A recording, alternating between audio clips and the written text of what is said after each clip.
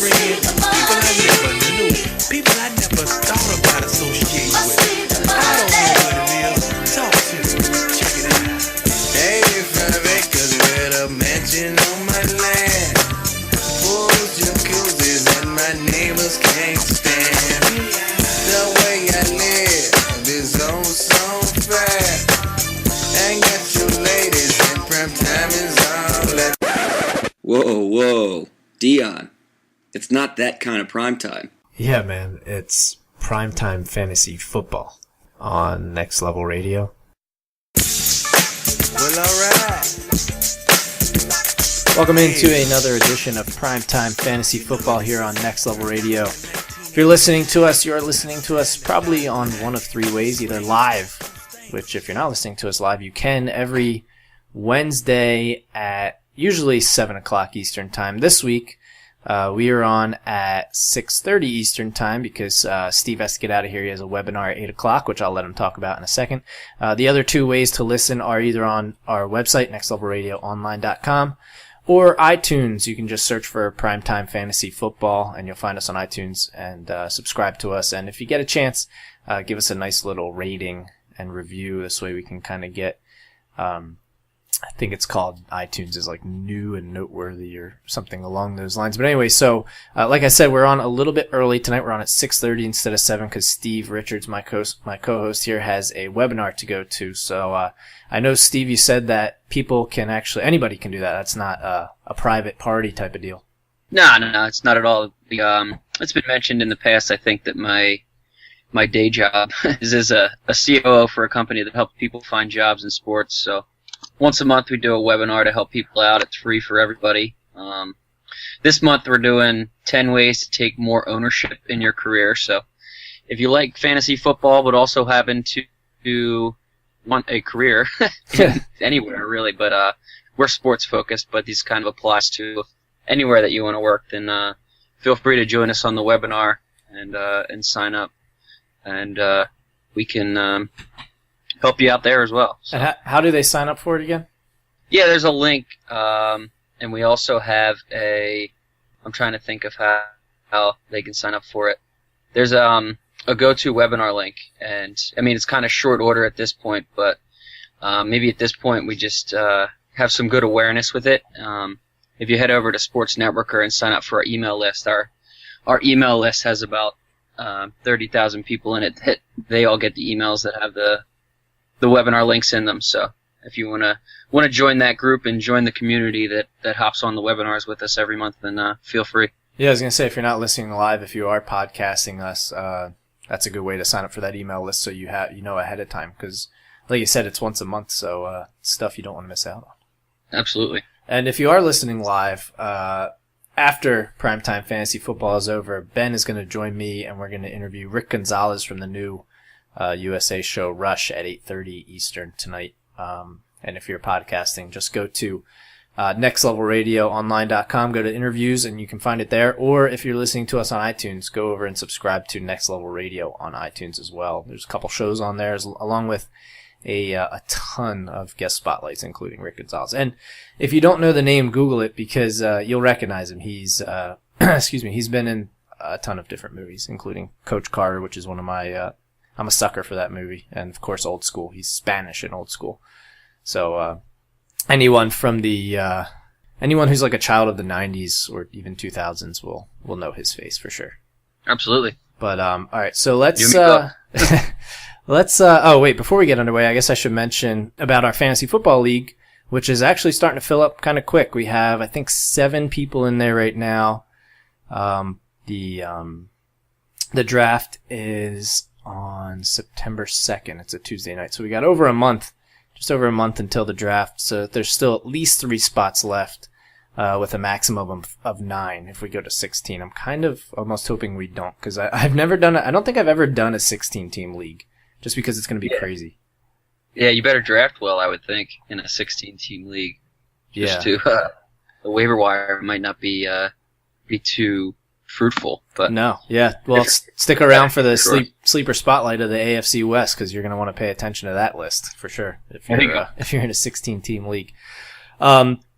But anyway, if you're interested in that, you can email us primetime@nextlevelradioonline.com. You can also send your questions there as well, or you can tweet your questions at NXT Level Radio with the hashtag PTFF, or you can tweet Steve at SteveRichards31, or sorry, at SRichards31, or myself at AdamNextLevel. So anyway, now let's get on with the program tonight. Like I said, we're going to do the AFC West Spotlight, which we'll get to a little bit later on. But first, let's get caught up as far as training camp, because everybody's at training camp now. And I think last week when we had the show, only a couple teams had reported. So now that pretty much every team, I think every team's reported by now, right?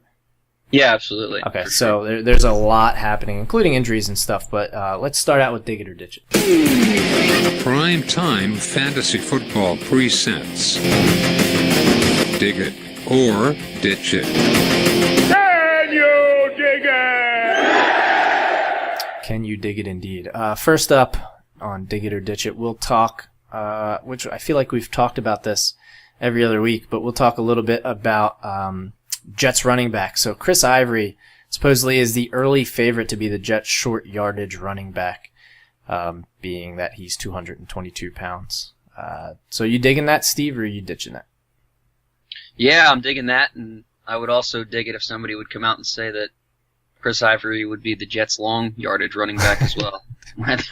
I've expressed my non-interest in Chris Johnson more than once, and as a result have interest in Chris Ivory.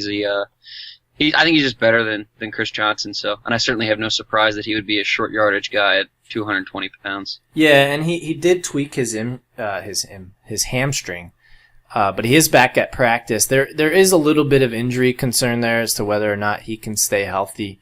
But like you said, if he's healthy, I'm a much bigger fan of him than Chris Johnson.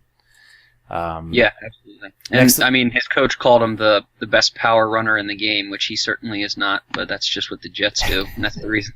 That's the reason we talk about the Jets every week, is because they talk every week. So yeah. And speaking of Chris Johnson, apparently he had undergone. Now this wasn't recently, but when he had his knee surgery, he actually had some stem cell treatment. So I'm not a medical professional. I'm not quite sure what that means, but he's okay now. Sure. Apparently he also had gotten some action at wide receiver this past week. He was also flying and conditioning running, which that's what he does. He flies, but just not in the game. When people are in his way. Yeah, if it's the Olympics, give me Chris Johnson all day. But unfortunately, this is fantasy football. So, all right. So next up, we got Gio Bernard. Apparently, they want to get him 260 to 300 touches this year. Now, that's touches, not necessarily carries. He had 226 last year. That would, if he got 300, that would be just under 19 per game. Are you digging or ditching that? I would dig that for sure. I think that there's no reason not to give Gio Bernard more touches. I think he proved when you give him touches that he can produce for sure. So whether it's out of the, like you said, it might not be carries. So out of the backfield on swing passes and things like that just makes him even more dangerous because he's a guy that likes to be out in space. So I would dig that. Yeah, I don't know why, but I love Gio Bernard this year. I think he's, Ben Jarvis Greenhouse is out of his way. Don't look too much into them drafting Jeremy Hill. Gio Bernard is the guy there, and he had a great year last year, even with splitting carries with Ben Jarvis Greenhouse. So I think I'm definitely digging that, by the way. I'm actually surprised it's not even a little bit more than 300 touches. I think he can be a guy who gets 20 per game, although that's a big average, so I guess they don't want to run him into the ground. But speaking of Gio Bernard, by the way, I had done a article this week on the best auction draft values of 2014, and Gio Bernard made the list. So if you're doing an auction draft this year, head over to nextlevelradioonline.com. Go to staff and go to Adam's blog, and you can check it out there because there are definitely a lot of values. Don't overpay for the top guys, and you can get a guy like Gio Bernard, I think, for like $32 somewhere around there. And I think he's going to be he's definitely going to be a top 10 for me this year, and he might even squeak into the top 5. I think he's in for a great year. Yeah, that puts you pretty high on him. Yeah. Oh yeah. He's my Michael Floyd for running backs. There you go. Next up, you got Steven Jackson. Apparently looks rejuvenated. in training camp. But he's also out indefinitely with a left hamstring injury. He's expected to be ready for week 1, so apparently it's not a young rejuvenation. He had 3.45 yards per carry last year. He's 31 years old, and apparently rookie Devonta Freeman's looking pretty good in training camp as well. So you digging or ditching that he looks rejuvenated in camp so far? I'm going to ditch this for sure. Steven Jackson is kind of, unfortunately, he's one of those running backs that reached 30 years old and fell off real quick. He just fell off that cliff, that 30-year-old running back cliff, and I don't see him making a comeback like you said, whether he says he's rejuvenated or not. He suffers some kind of a hamstring injury. He's got younger guys knocking on the door, and not only Devonta Freeman, but Quiz Rogers as well. So I'm going to ditch this one. I'm not sure how much value Steven Jackson brings, really. Yeah, I'm ditching that as well. I mean, obviously he had looked rejuvenated. He's not looking anything right now because he's not practicing. So, yeah, I'm ditching that. He's 31 years old. When he was on the Rams, I mean, he got run into the ground. I mean, they gave him the ball. He was the Rams offense essentially for a while. So, yeah, they stunk back then. That's how they got the number 1 pick. So yeah, exactly. So, I'm on board with you. He hit that cliff, and I don't think, I think we've seen, the best of Steven Jackson, and it's all downhill from here. So I wouldn't be surprised if he kind of falls off the face of the earth in a year or two. Yeah, it could be like a MJD type situation where he really, although he's looking to rejuvenate himself as well, but he really hasn't been a factor for the last couple of years. Yeah, we'll get to that later in the over-under because this week's AFC West, including the Raiders, MJD's new team. Next up, we have, for Dig It or Ditch It, Maclin. Jeremy Maclin apparently looks fantastic, according to Chip Kelly. He also said, Maclin said, not Chip Kelly, that he feels faster. He's almost exactly 1 year removed from his ACL tear and surgery. So you digging or ditching that he looks fantastic, according to Chip Kelly? I don't have any reason not to trust Chip Kelly. He seems like a pretty honest guy as far as what he's taught. He hasn't really strayed the media wrong so far. He's never lied to me, personally, so. Yeah, so, might as well trust him in that case. And I mean, people are coming back. 2014, people coming back from ACLs and coming back just as good. So I can dig this and trust it. And I like the way that he's going to come back and jump into the number 1 receiver role in a Chip Kelly offense and take over for Deshaun Jackson. Yeah, I'm digging it as well. I mean, obviously he's not as fast as Deshaun Jackson. He is going to be playing the Z role, apparently, that Deshaun Jackson had played last year. But Maclin is still a pretty talented guy. I know there was an article, I don't remember who had written it, but someone had said that Maclin was like the most overrated Eagle of all time or something like that. I think that's a little far-fetched. He hasn't quite lived up to maybe expectations just through injuries and everything like that, and I don't think I could see him missing because he's kind of had some injury issues in the past. But I do think when he's on the field, he's gonna produce. I mean, I know he's going to produce more than Riley Cooper. He's going to produce more than Jordan Matthews, in my opinion. Sure. And Deshaun Jackson had kind of quietly had 82 catches last year. I could see, which is obviously a career high. His previous career high was 62. I could see Maclin putting up about 80 receptions. I think his career high is like 70. Yeah, it should be somewhere in that range. He was never, he was more of the possession guy in the past, but he never played in Chip Kelly's offense before. So, everybody had career years for the Eagles last year, and this year might be Maclin's turn just because he hasn't played in it before. So his numbers get inflated because they run all those extra plays. And Foles looked for Deshaun Jackson the most last year. So somebody has to fill that role, and might as well be the number 1 wide receiver in Jeremy Maclin. So. Yeah. He his career high, like I said, is 70 back in 2010, where he also had 10 touchdowns and almost 1,000 yards. He hasn't had a 1,000-yard season yet, so it'll be interesting to see if he can do that. But like we said, he's played 16. That was the only season, by the way, he played 16 games was 2010. But in his 4 years, he's averaged 64.5 receptions. So I think he goes over that pretty easily. And I guess we'll get to that eventually when we do the NFC East's over-under. Yeah. Why don't you finish off? I know you had a couple dig it or ditch it's to go over as well? Yeah, absolutely. My first one has Ronnie Hillman is mentioned as the second backup behind Monty Ball, who was the backup, or he's the second back behind Monty Ball, who was the backup last year. And Monty Ball, I mean, in Denver's system, you just get fantasy points everywhere. So Monty Ball, to me, if he can build in that Monty Ball mode from last year, he can score some good points as a handcuff. For you, gonna dig this one or ditch this one for Ronnie Hillman? I'm gonna dig it because he's shown some stuff in the past as far as I know. I think he has fumble issues, doesn't he? Isn't that his problem, holding on to Hillman? the football? Yeah. Yeah, he had a little bit in the past. He has, for sure. Yeah, so, I mean, if he can fix that, I don't see why not. He's a talented guy. I mean, he's quick. And like you said, he's been the second running back so far. So, I mean, he's competing with what? C.J. Anderson, I think, is the other backup. Yep. So, and they're not as high on, and at least early.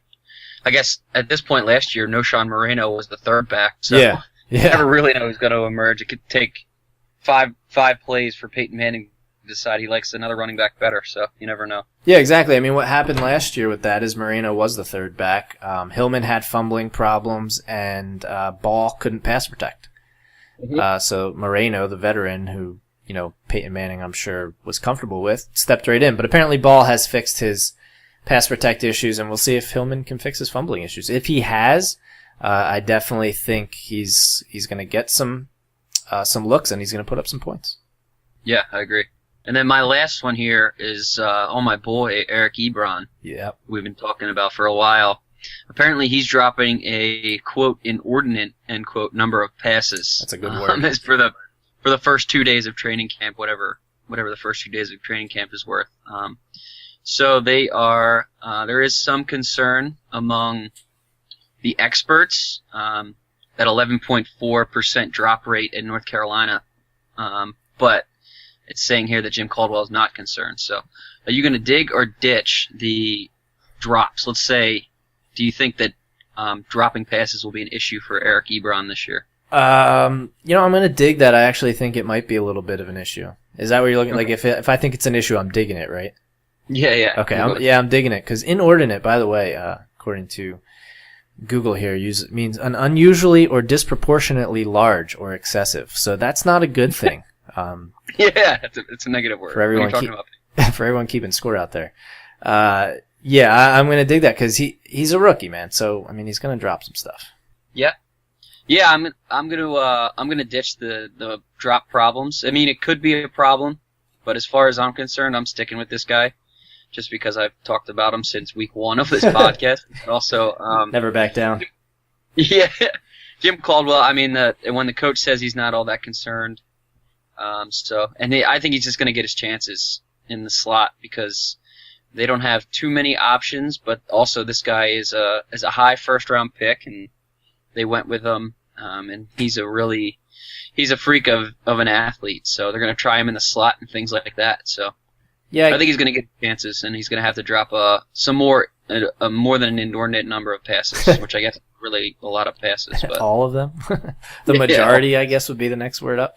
I mean, I guess I think he can still have some fantasy impact for sure, because I don't think, I think he will be the guy, but I think he might have some drop issues this year. Maybe he's not used to getting it, a zinger from Matthew Stafford. Yeah, that's true. But we'll see.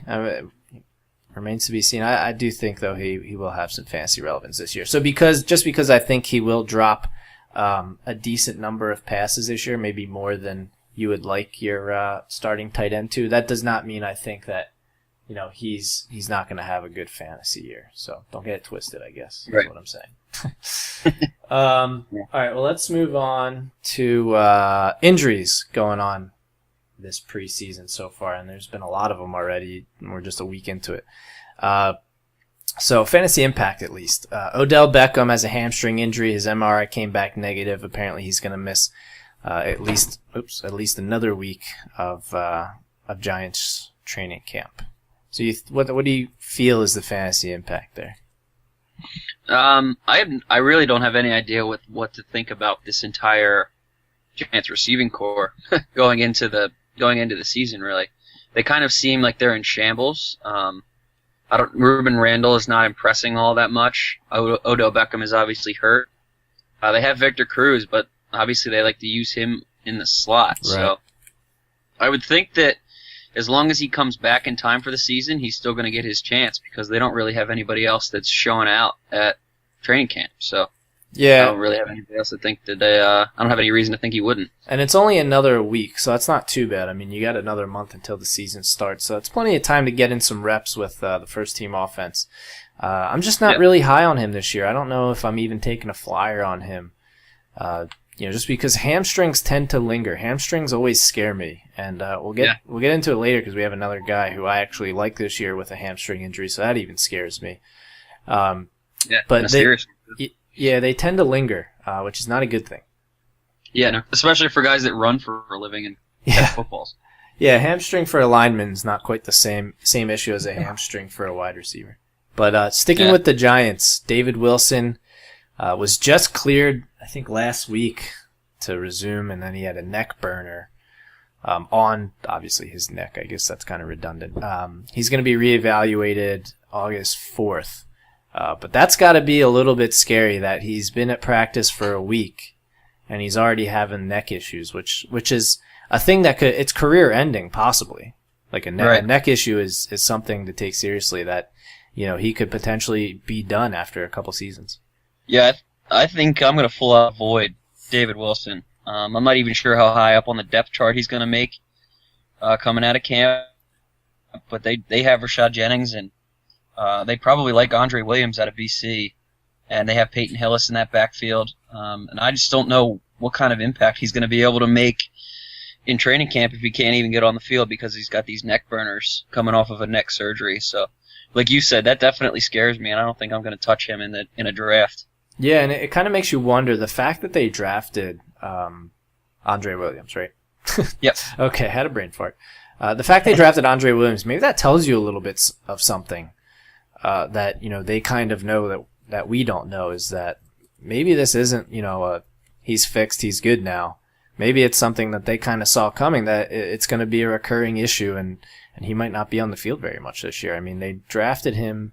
I mean, they drafted Andre Williams in the 4th round, so they didn't spend a lot on him. But the fact that any running back taken in the first 4 rounds is a potential starter in the future. So, sure.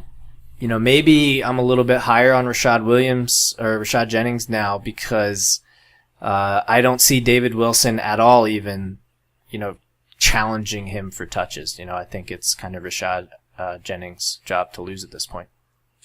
Yeah, I agree. I'm not even sure that it's his to lose. I think it's just his, and he can run with it until he proves otherwise. Yeah. And I would agree with you that I think as much as this hurts David Wilson's value, it even does more to help Rashad Jennings' value. So he might be able to move up in a thin running back class this year. Yeah, exactly. Next up, you have another rookie, Kelvin Benjamin, another rookie receiver. 2 rookie receivers on this list with a bone bruise in his knee. Apparently, it's not major. He expects to be ready for the preseason.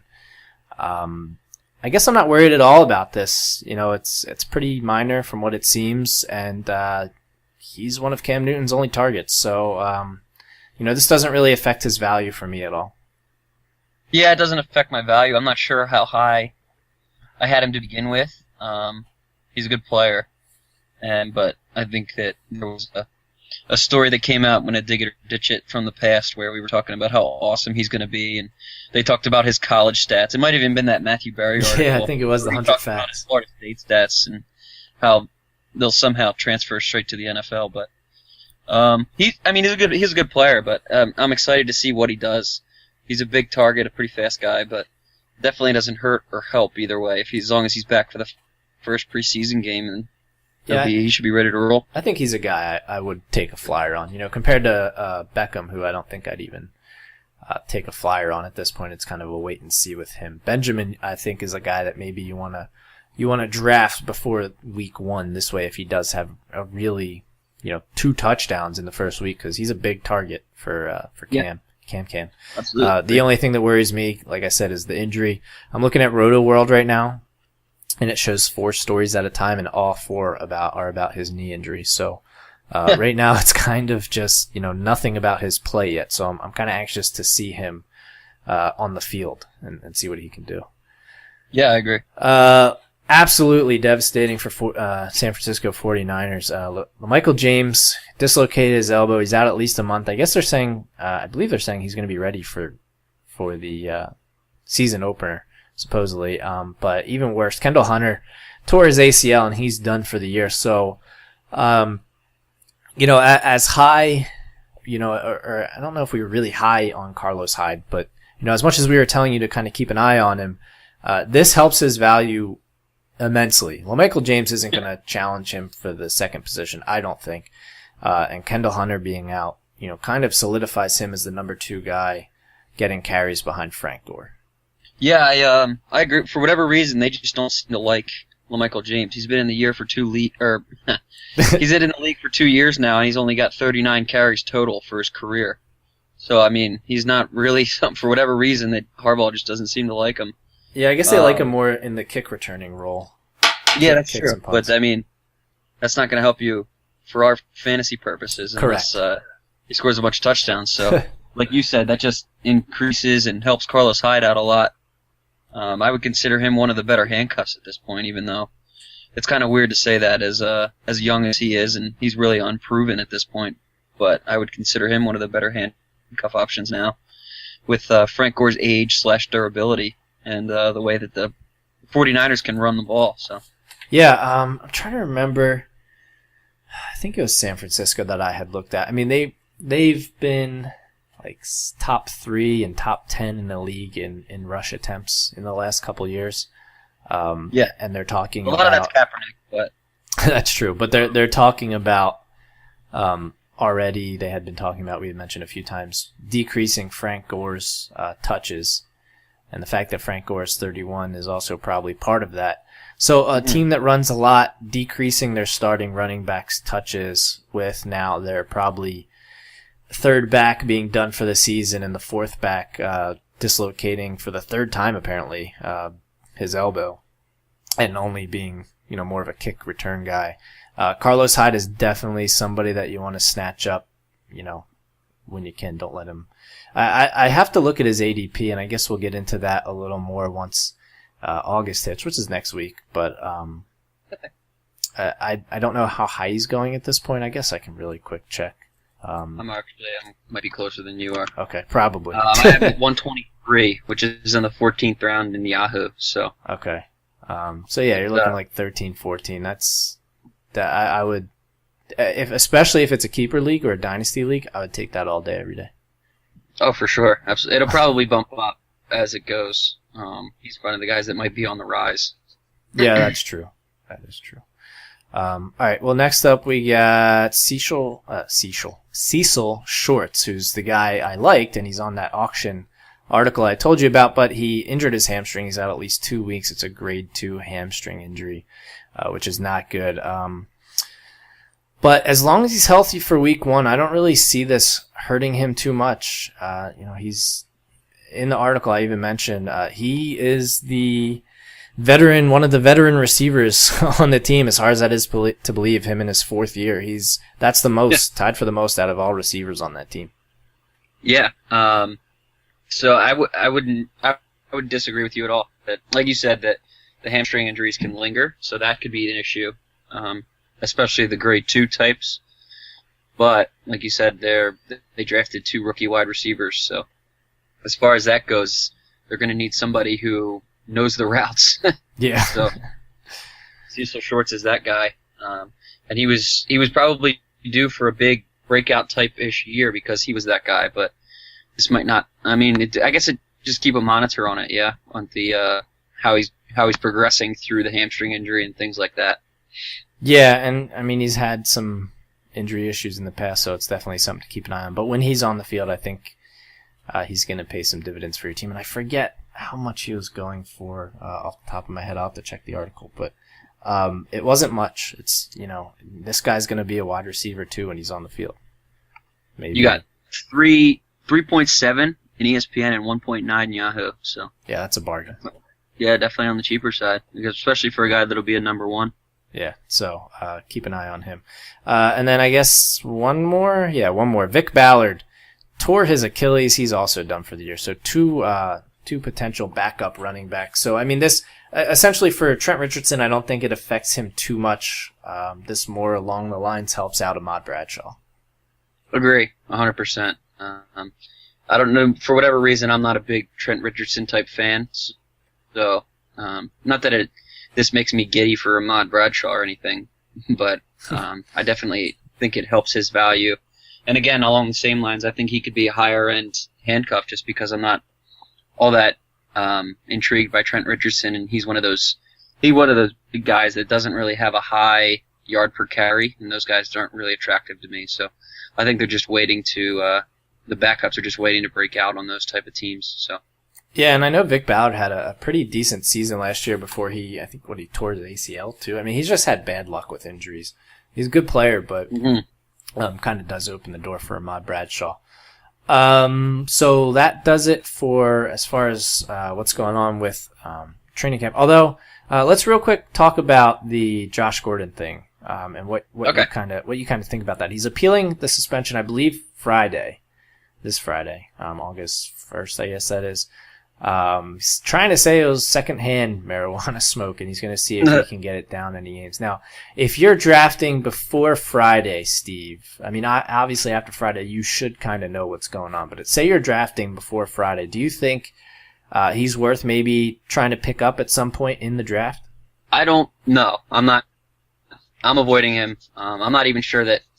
I mean, I guess if somebody else wants to take him in the last round and he ends up playing, then good for them. Yeah. But as far as I'm concerned, this guy's running out of rope with the NFL, and I don't think they're going to buy secondhand weed smoke for 1 second. But yeah, I guess you never know. But I'm avoiding him at pretty much all costs. Okay, because I actually kind of agree with John here in our message board. He says last round, why not? I might even take him a little bit before that.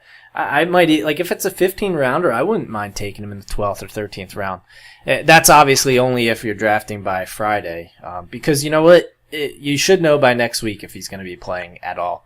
Yeah. So I don't see there being a guy in the 13th round or 14th round that I'm so in love with that I would, pass up Josh Gordon for. I'm sure he's still probably, say Josh Gordon doesn't, he gets suspended for the remainder of the season, like the appeal doesn't go through. I don't think that it would hurt me at all to just drop him and pick somebody else up next week. You know what I mean? So that's fair. Yeah, I think I would take a chance on him if I'm drafting before Friday. Obviously, after that, you probably are going to know, his punishment or if the appeal went through at all or anything like that. Yeah. He also has a DUI looming. I don't know. Do they suspend players for DUIs? Or do they just suspend players for making terrible decisions after terrible decision? I don't know. He's got to get his shit together, man. He is a train wreck at this point. Yeah. Such a talented player, though. If you look at the stats, I mean, he's up there with the best of them. But it's a shame. Yeah, we wouldn't be talking about taking a flyer on a guy who's right now suspended for the entire year if he wasn't talented. So. Good point. It's a valid point right there, Steve. That's why you're on the show. All right, so we'll take a quick break. Next up, we'll spotlight or we'll focus on the AFC East, West. Sorry, we already did these, including Sleeper Spotlight and Over Under. Like I said, if you have any questions, primetime at nextlevelradioonline.com or tweet us at NXTLevelRadio, #PTFF. We'll be back in a second. You're listening to Primetime Fantasy Football on Next Level Radio. The Showcast. Let's talk about these promposals. This is a Chick-fil-A one.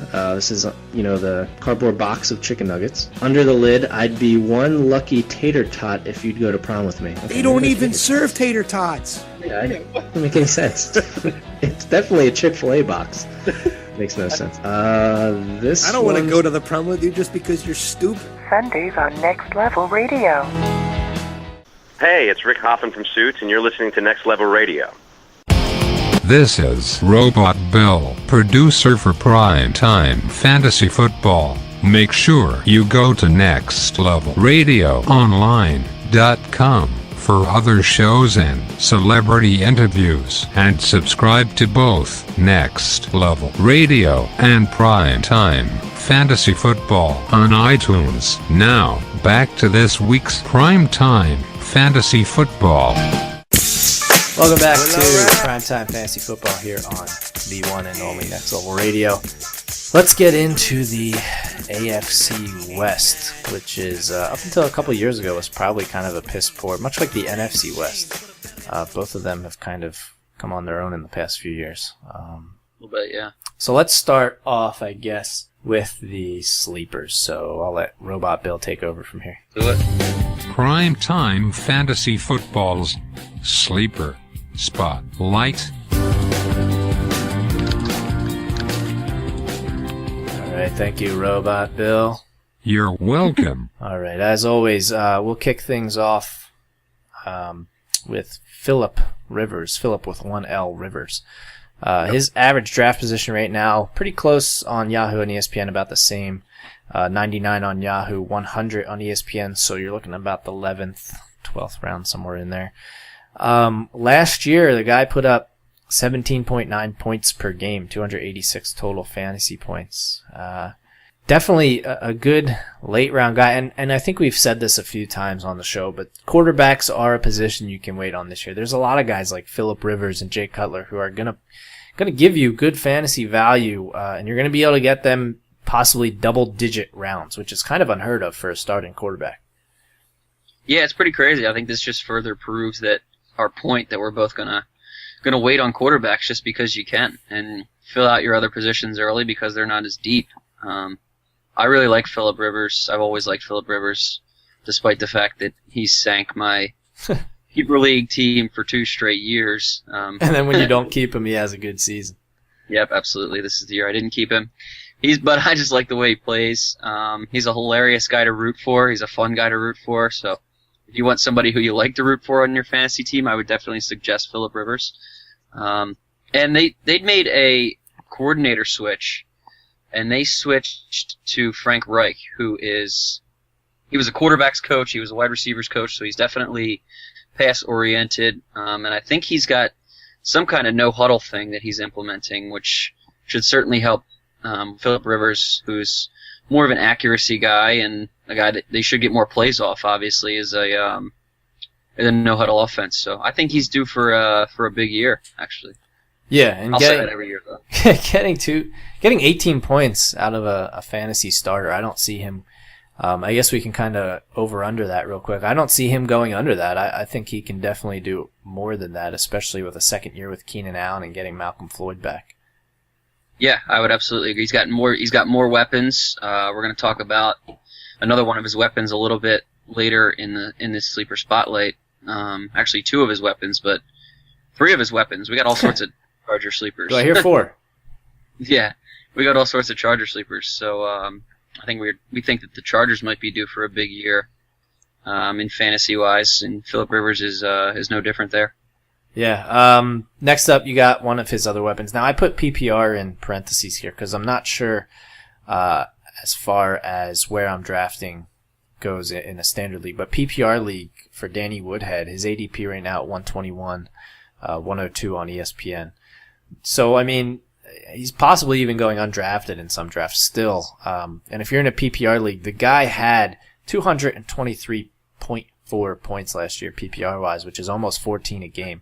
He had 76 receptions, which is just crazy. He doesn't get a lot of rushes, but a PPR guy getting that late, you're not drafting him to be your starter. You're drafting him to be like a fill-in guy and a possibly even maybe, I don't think necessarily he'll break out or anything, but he's a good guy to throw in the flex or something like that if your running backs are on a bye. Yeah, I'm all about Danny Woodhead as a PPR back, for sure. I would completely agree with that, especially if he's going that late in the PPR drafts, like you said. So anytime you can get 14 points a game from a bench guy, there's definitely a lot of value to be had there. Yeah. And then we'll go to Niall Davis, who's currently going undrafted pretty much in most leagues. For me, he's a guy to keep an eye on, number one, because they like him over there in Kansas City. And I don't think he's going to necessarily, challenge. Obviously, he's not going to challenge Jamal Charles for the starting job. But if Jamal Charles goes down, you're going to already have him because he's a guy, like I said, they like him. And if Charles gets hurt or if they want to give Charles a rest, I don't think they're going to run Jamal Charles as much as they did last year. I mean, he got a lot of touches last year.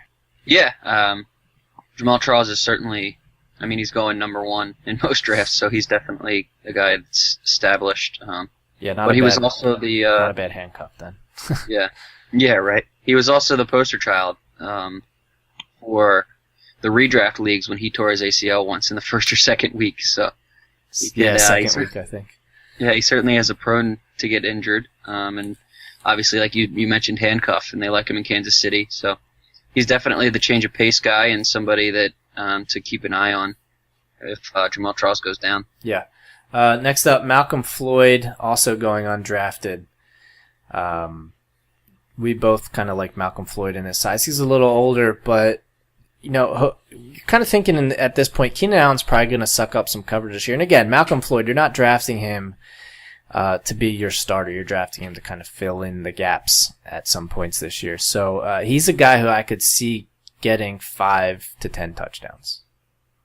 Yeah, I like Malcolm Floyd. We had a dig it or ditch it a couple weeks ago talking about how his work ethic, and he's on the rise and he's impressing in OTAs and stuff like that. So I can definitely buy into that. And I'm going to use my Frank Reich analogy for all these Charger guys. I think that they're going to ramp up on offense, especially through the air. So for the receivers and the quarterbacks alike, I like a lot of them this year, and Malcolm Floyd is definitely one of them.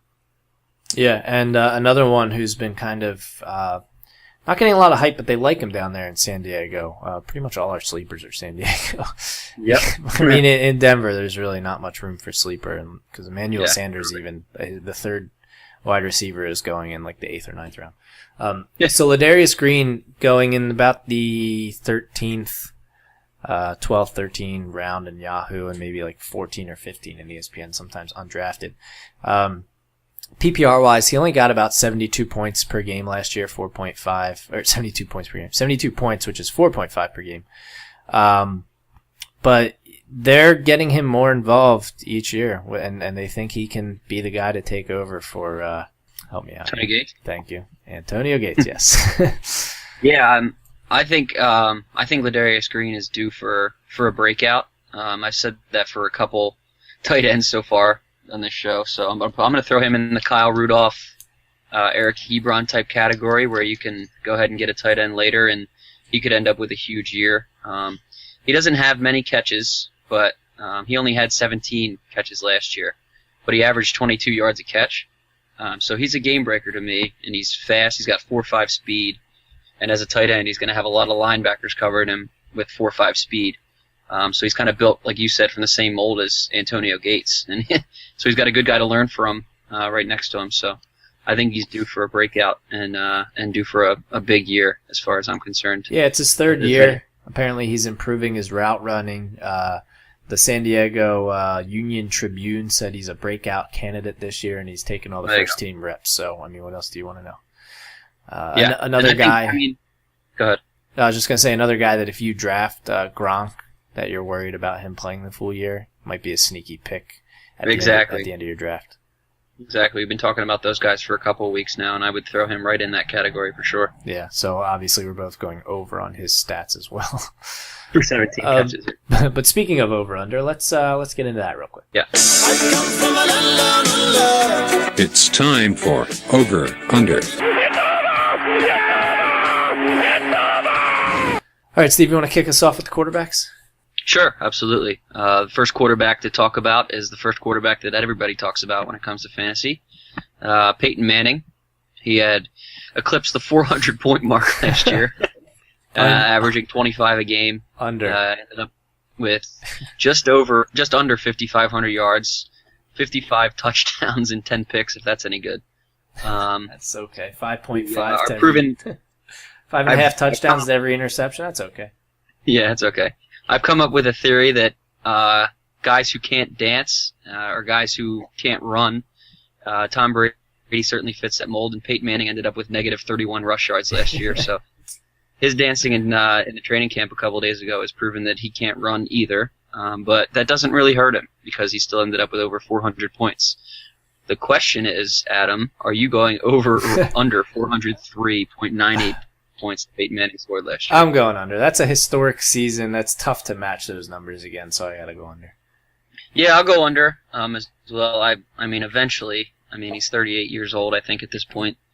Regression has to kick in at some point. So I'm going to go under as well. He's obviously still one of the best quarterbacks in the league and not somebody to avoid at any cost, but he's not going to score 400 points again. No, and you know what? And we can talk about this as the weeks go on, and I know in a couple weeks we'll be done with these excuse me, with these divisional spotlights. If you're sitting later in the first round, it's kind of a crapshoot who you're going to take. I know a lot of people, do I take Peyton Manning? Do I take a running back because it's so thin? So we'll talk about that as it goes on, but I just think quarterback is so deep to be taking Peyton Manning that early. Like, yeah, he's going to put up points, obviously. I don't think he's going to put up, 400 points again. Yeah, I would agree. Yeah, we both had this common theme of quarterbacks. You can get them later and still get a solid quarterback. So yeah, so if he's definitely one that you wouldn't be able to get. If you take later. A quarterback early and it ends up biting you in the ass because all the other quarterbacks only are scoring 2 points per game less, don't come crying to us because we've told you plenty of times at this point. We told you so. We told you so. But if Peyton Manning scores 450 points this year and we're kicking ourselves in the ass, then we apologize. But I don't think that's. But that'll never happen. It's not going to happen. I just want to see real quick. The second most points last year was Drew Brees with 347, and then the third was Cam Newton with 302. So he scored over 100 points more than the third place quarterback. So I don't see that happening again. Yeah, I would agree. That was quite a season he had last year. And he could have had 3 more points, too, if he would have just not gotten negative rushing yards. Like, that's so weird to see, negative 31 rushing yards. Yeah, that's not quite the number that he might want to look for, especially when sacks don't count as negative rushing yards. That's just flat out negative 31 rush yards. That's just him running around. That's him losing 2 yards for like 16 times, once per game. The next guy is a better runner. But so is everybody else. It's weird. He's also the only other guy that we're going to talk about in this over-under in the quarterback position, which is Alex Smith in Kansas City. He ended up with 260 points with 7.3 per game, which I wouldn't consider to be that bad. No. He ended up with 3,300 yards, and his touchdown-interception ratio was 23-7, which is also pretty good. He had 430 rush yards and a touchdown. Lost 3 fumbles, though. So, are you going to go over or under the 260.2? He had a really good year last year. 17.3 is good. He only played in 15 games. 23 touchdowns and 7 interceptions is tough to do, but that's kind of what Alex Smith is known for, so I'm going to go over. This is a good one. I think this is 260 is about what you're going to expect from Alex Smith, and he's a really solid quarterback 2 for me. I wouldn't have him as my starter, but actually, I guess I don't know if he scores 17 points a game. Why not? But he was top 12 last year. Yeah, I'm gonna go over as well. But that's because of a wide receiver that I'm also gonna go over when we do the second a little bit later. Spoiler alert. Yeah. So I'm gonna go over, but I think that 260 is right about what you can expect from Alex Smith, and like you said, consistency is his game. So that's probably about what you can expect, and you can go into the season knowing that you can expect that. Yeah, I won't disagree with you. I think he had more rushing yards than Niall Davis last year. That's pretty accurate. Yeah, it's a good one. Matt Schaub only played 10 games last year, and Phillip we talked about during the Sleeper Spotlight. So we'll just jump into the running backs. And again, another one that's one of the best in the league in Jamal Charles in Kansas City. He ended up with 308 points last year, which is 20.5, which is exactly what you want from a stud running back.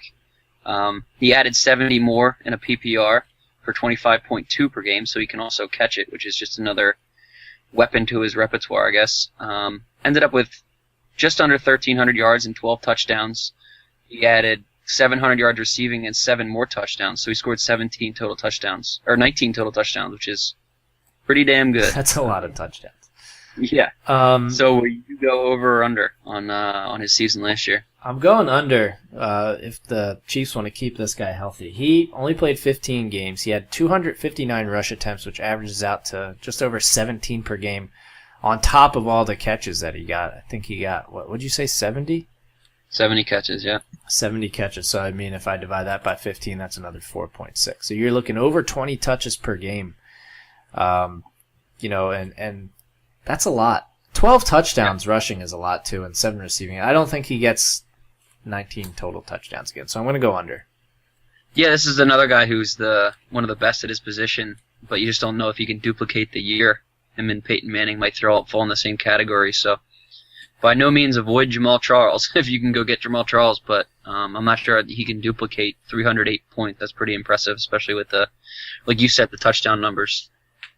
I'm going to go, I would go under as well. Yeah, just because I'm going under doesn't mean I don't think he's going to put up points, but I think I had heard a stat or saw a stat last week or this week or something saying the last running back to score the most points in back-to-back seasons was LaDainian Tomlinson a while back. Oh yeah. So it just doesn't happen a lot. Even with Adrian Peterson, I mean, a guy like that, you would have thought he would have maybe led the league a couple times in a row, but it just doesn't happen much. Yeah, exactly. I mean, consistency with running backs, that's always a tough thing for sure. Yeah, when you're giving a guy 20-plus touches a game, it's going to affect him, even though he gets, a season off. It's going to affect him. And I'm actually surprised he got the ball that much, being Andy Reid, knowing for being as pass happy as he is. He kind of flipped the script last year with a guy like Alex Smith and used his running back and used his quarterback as more of a game manager. Yeah, absolutely. Well, he also got 70 catches, so he did throw it, but for sure, like you said, I think he's just due for less carries, like you said, less touches. All of your points are completely valid and dead on, I think. Yeah, Andy Reid likes the screens, so that's probably where a lot of those catches are coming from, and you'll probably still see a lot of catches, maybe 50 or 60 this year for Charles. So PPR, sweep him up for sure. Oh, yeah, absolutely. The next guy on the list is Ryan Matthews in San Diego. He ended up with 184 points, good for 11.5 a game.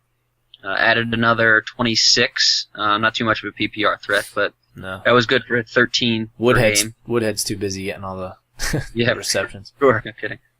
Ended up with 1,250 yards, 6 touchdowns, 26 catches, under 200 yards receiving, and another touchdown on the receiving end. So over under 184 and 11.5 per game for Ryan Matthews out in San Diego. You know what? I'm gonna go, and I don't usually do this. I'm gonna go under because I think he's gonna get injured. Last year he played all 16 games, which was a first for him. I don't see him doing that again. I mean, he had a career high in rush attempts. He had 285, which is kind of a lot as well. So I just don't think he's gonna end up being healthy again for 2 seasons in a row and getting the ball that much. So I'm gonna go under. That's completely fair. And I'm going to jump right back into the offensive coordinator shift and talk about I think it's more pass happy than run happy. So I'm going to go under as well. Like you mentioned at the carries, I think he's definitely going to end up with less carries, and that means less points. So I'm going to go under as well on Ryan Matthews. Yep. And the last guy in the running back category is Maurice Jones-Drew in Oakland. In 15 games, he ended up with 144 points. This was in Jacksonville, obviously. Less than 10 per game at 9.6. 187 in PPRs. That was 12.5 per game there. Ended up with 800 yards rushing and 5 touchdowns. 43 catches for 314 yards. No touchdowns receiving, and he did have a fumble lost. So he went west. So is that going to equal success or failure? Well, not failure, but over or under 44. That's tough because McFadden does have an injury history. I did hear, I believe today, that McFadden is kind of looking like the starter, which is kind of what I expected. I didn't really expect MJD to come in there and take away the starting position. So I'm going to go under just because I don't think he's going to get the bulk of the work. Yeah, I agree. I think I mentioned him earlier in the show. And comparing him to Steven Jackson. I just think he's on the decline, and I think the decline continues, which kind of sucks because he was fun to root for too. Yeah, he's a big fantasy guy too. Yeah, yes, he likes fantasy. I'll have to try and get him on the show. Yeah. When he's you not. probably wouldn't himself yet. When he's not running the football. Yeah. Which is most of this year, probably. Yeah, I'm going to go under as well. Okay. Well, I know we're almost at an hour, so let's get through these wide receivers and tight ends. Cool. But we're not going to talk about Wes Welker and Denarius Moore. They only played 13 games. So let's get into Marius Thomas. A good points last year because he had 92 catches. So he had 233 points, PPR 325. Like I said, 92 catches, 1,433 yards and 14 touchdowns. You going over or under? I'm going to go under for the same reason that I went under on Charles and Manning. Just don't know that he can reproduce 1,500 yards and 14 touchdowns. Yeah, I'm going to agree with you, and I'm going to go under as well. They lost Decker, but they got Sanders. And with Monte Ball, I think he's going to get more catches out of the backfield than maybe someone like Nosham did last year. But yeah, I just don't know if he can produce like that again. That's a lot of a lot of touchdowns and a lot of yards. Next up, you got Keenan Allen. He played 15 games last year. Total of 153.6 points, which is 10.2 per game. He had another 71 catches, so his PPR was 15 per game, 1,046 yards, 8 touchdowns, and 2 lost fumbles. I'm going to go under because of Malcolm Floyd, but I believe you're a Keenan Allen fan, so I'm going to let you take this one. Well, I am a Keenan Allen fan because I had him last year, and I picked him up off free agency, and it paid dividends. That's close for me, though, because, I try not to buy into the whole sophomore slump thing too much, so I guess I got to go over. But over in a standard, under in a PPR. There we go. Now we're getting all intricate. So I think he goes over. I don't know if I see him getting 71 catches again this year, but I think he's good for the 60s somewhere in there, and maybe around 1,000 yards, and a good amount of touchdowns. So yeah, maybe over in standard, and maybe just a little bit under in PPR, maybe a few less catches. I hear you. Throw a curveball at you. Next, Emmanuel Sanders, 114.5 points, 7.2 per game. PPR would be 181, which is 11.3 per game. 67 catches, 740 yards, 6 touchdowns, 25 rushing yards, and a 2-point conversion, just for good measure. You going over or under? I'm going over. Call it the Peyton Manning effect. He also left Ben Roethlisberger to go to Peyton Manning, so that's a pretty good upgrade considering Pittsburgh likes to run it and Peyton Manning likes to throw it. And Eric Decker's gone, so they need somebody to fill in the Eric Decker role, and I could see Emmanuel Sanders doing that, which would mean a big time over, but I'm still going to go over anyway. Yeah, the Peyton Manning effect. So the reason Noshawn Moreno is an under this year is the reason Emmanuel Sanders is an over this year. Same with Eric Decker, I guess, would be a better comparison. But yeah, I'm gonna go over as well. He's just gonna get the ball more. He's gonna have more red zone opportunities with Peyton Manning. They move the ball, they score points. That's what they do. Sure. One of your favorites, Dwayne Bowe, 15 games last year, just 97.3 points, which is 6.5 per game. PPR, 154 points, 10.3 per game, 57 catches, 673 yards, and 5 touchdowns. I'm going to go ahead and take a wild guess and saying you're going over that. Yeah, I sure am. He's just better than that. Dwayne Bowe is better than whatever he did last year. For whatever reason, worse. I got to agree with you. I think he just law of probability says he's got to go over 100 points. That's low. Yeah. That's low. Yeah, especially for a guy like him. Yeah, so I agree. I'll go over. James Jones, 14 games last year, 99.7 points, 7.1 per game, 158 in a PPR league for 11.3 per game, 59 catches, 817 yards, 3 touchdowns, quite a bit less than his 2012 season, and 1 fumble lost. Yeah, I don't know. I really don't know what to think of the Raiders at all. Yeah. We haven't talked about anybody really from the Raiders. There's if you listen to the show. Yeah. One of their wide receivers has to be a number 1 wide receiver. So one of them has to do something. Well, and Matt Schaub, I guess. But I don't really know, I guess. Yeah, they want Schaub to be the starter the whole year. I don't know if that'll stay true. But, I got to think a veteran looks for another veteran. Now, Denarius Moore we're not going to talk about because he only played 13 games, who's another talented guy. But I got to go over, I guess, on James Jones. Not by much, though, I don't think. Yeah, I mean, I'll go over as well. But the fact that neither one of us really know, and he's supposed to be their number one, Yeah. and he only scored 7 points a game It's not good. last year. He might be a late pick that, I mean, I guess he could emerge as good value because he's a number one wide receiver, but I just don't see it happening for anybody really in Oakland. We haven't really talked about anyone. Yeah. I apologize to all you Oakland fans who are listening. Let's move on to the tight end position. Julius Thomas, 14 games, 152.8 in a standard league, which is 11 per game. PPR, 217.8, which is 15.6 per game, which is very good production out of a tight end. 65 catches, 788 yards, 12 touchdowns. Over or under? That's a lot of touchdowns. That is. Again, for another Denver guy. I'm going to go... Where am I going to go? I think he's right around there again, but I'm going to go... I think you're going to go to the bank and over? cash it in. For an over? Yeah, okay. I'm going to go over. Yeah. Just because, I don't know, 14 games. I think maybe you can play 16 games. So I'll go over on that. And another year, sure, with Peyton Manning, that doesn't hurt. So yeah, I think he probably relies on those targets. And like I said, lost Eric Decker. Maybe he'll go to Julius Thomas instead of Emmanuel Sanders. Yeah, it's always a possibility. I mean, Peyton Manning loves the tight end, so you can't argue with that. So I'm going to go over as well. There you go. Last one, and then we'll wrap it up for the night.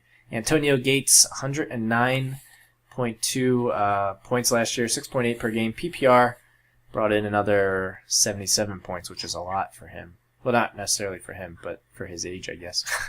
186, yeah, 186.2, 11.6 per game, 77 catches, 872 yards, and 4 touchdowns. And we talked about Ladarius Green a little bit earlier having an increased role. So what are you thinking of Antonio Gates? You think he's going over or under 6.8 per game? Yeah, it's tough. It's tough to say a guy like Antonio Gates will go under 6.8, but I'm still going to go under because of Ladarius Green. And I think, just like I said, I think Ladarius Green is on that tier that's ready to break out. So I'm going to go under on Antonio Gates because of Ladarius. Yeah, it's a tough one for me too. I mean, he's 34 years old. He's getting up there. But like you said, I mean, Malcolm Floyd's not going to get all the second looks. You know what I mean? And Ladarius Green might not get all the second looks, but yeah, I don't know. I guess I'll go. Damn it. I guess I'm going to go under. I don't know. He could get hurt. So many things can happen at a tight end at that age. He could get hurt. They could bring him in more for blocking because of maybe he lost some speed. But like you said, I think it's more the emergence of Ladarius Green. So I'm going to go under as well. As much as I hate to say it because I like Antonio Gates. But yeah, he's awesome. I mean, he's probably been a staple in fantasy tight ends for years now. Yeah. Yeah. And then we're not talking about Michael Rivera because though he started quite a few games last year, he's projected as the second tight end this year. So, we're not even going to touch that. So, next week, we will finish up the AFC. We'll do the AFC North. So we'll talk about the Steelers, the Browns, the Bengals, the Ravens. So it'll be interesting. A little Johnny Manziel talk next week, I'm sure. Let's do it. So I know, Steve, real quick before we get going, I think you have stuff for your blog coming up this week. What do you got going on?